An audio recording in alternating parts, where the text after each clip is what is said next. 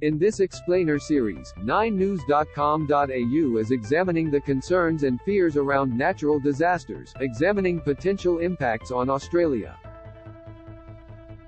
Around the world, there are 8 known volcanoes capable of supereruptions, with one of the most active sitting right on Australia's doorstep. Lake Taupō, in New Zealand, recently had its threat level upgraded to level 1, the first time in history alert system GeoNet has done this. It has entered a period of volcanic unrest, with the number of earthquakes doubling from 10 to 12 per week in October to 20 events per week in November. Read more explained, where have all the Christmas beetles gone, so is it likely to erupt? Here we break down what we know about supervolcanoes, with the help of an expert. What is a supervolcano? Dr. Simon Barker, Senior Research Fellow with Victoria University of Wellington School of Geography, Environment and Earth Sciences, said the term supervolcano is actually a misnomer.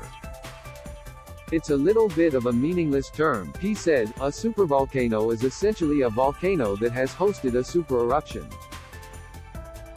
Those types of volcanoes don't always produce supereruptions. Read more. Could we really have a volcanic eruption in Australia? How many supervolcanoes, or supereruptions, have happened? A paper Barker helped co-author in Nature described supereruptions as cataclysmic events that typically result in caldera collapse. A supereruption is the highest magnitude of explosive volcanic eruption, Barker said. It's any eruption that produces more than 1,000 cubic kilometers of pumice and ash. Now, that's a lot of material, enough to cover the entire North Island of New Zealand in pumice and ash.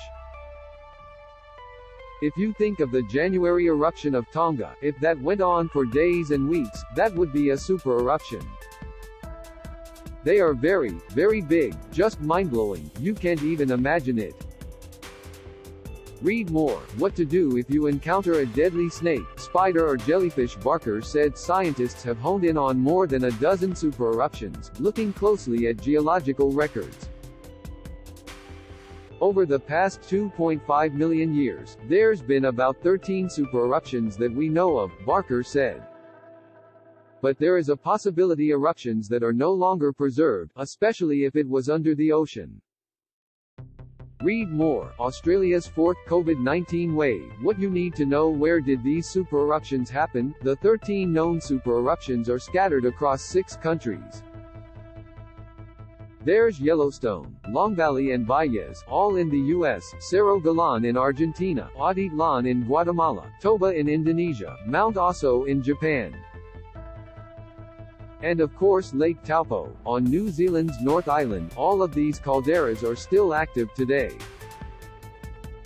The last known supervolcanic eruption was in New Zealand 26,500 years ago. Is Taupō a supervolcano? Yes, Lake Taupō is widely referred to as a supervolcano, stemming from the fact it has hosted 4 of the known 13 supereruptions, and one of the largest on the planet in the past 5,000 years. The caldera sits over a massive pocket of sticky magma, at least 250 cubic kilometers in volume. Will it erupt and what will happen? While Lake Taupō has entered a period of volcanic unrest, Barker was clear, it does not mean an eruption, super or otherwise, is due any time soon. You're almost guaranteed not to see a supereruption at Taupō 1 in your lifetime, he said. It's an active volcano and it's changing all the time, and we can now detect very minor changes, he said, adding these periods of unrest happen every 10 years or so. There's just signals that things are moving around slightly, there's not necessarily an increased risk of a really big eruption. The volcano has produced a lot of small eruptions, about one every 500 years. The volcano will probably erupt in the future, but most likely the next eruption will be small. When is the next supervolcano eruption due? Supereruptions are rare, with analysis determining they occur at a rate of roughly 1 per 100,000 years. And they're not likely to suddenly blow. Barker said a looming supereruption would show obvious signs well ahead of time. You'd expect to have tens of meters of ground swelling, massive changes in the geothermal systems, Barker said. There's no identified areas we think could host a big supereruption tomorrow.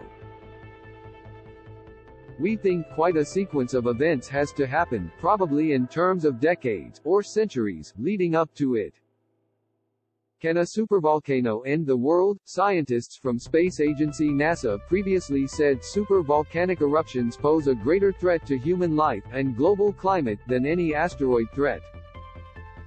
Boiling pyroclastic flows, towering tsunamis, nuclear winters resulting in widespread famine, all could result from such an eruption. We just don't know what these eruptions would do on a global scale, Barker said. Part of the problem is they don't happen very often, so there's not many records of them. The reason we can look at them in New Zealand is we've had so many. Barker does have some good news. Depending on where it is, there would be a lot of ash and big changes in temperature, but it's not necessarily the end of the world, he said. We are studying the past eruptions to find out if there's a really big one, what happens to global climate, in the years, decades, centuries after. Yes, they have big impacts on climate, but that's probably quite short-lived. It's not likely to have an onset of another glacial period. The impact would probably only be for a few years and then everything makes its way back.